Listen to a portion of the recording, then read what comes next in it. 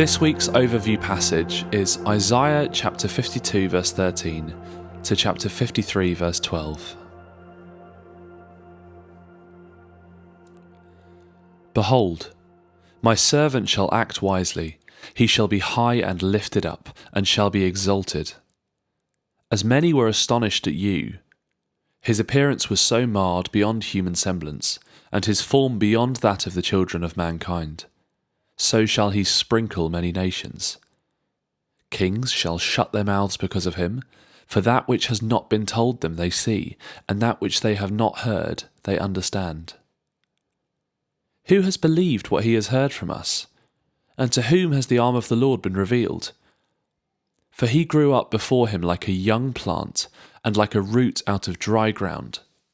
He had no form or majesty that we should look at him, and no beauty that we should desire him.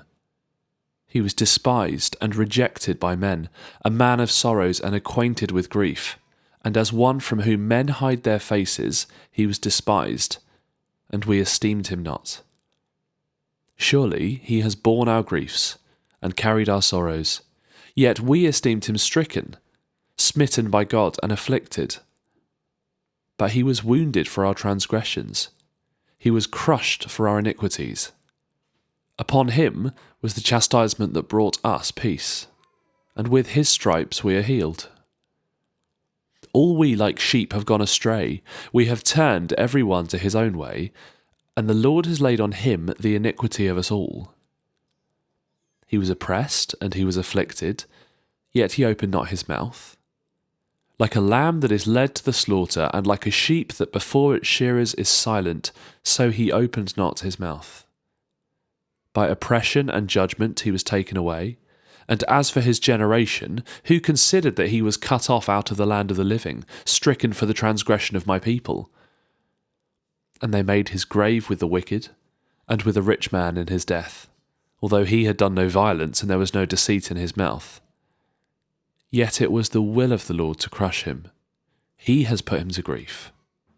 When his soul makes an offering for guilt, he shall see his offspring, he shall prolong his days.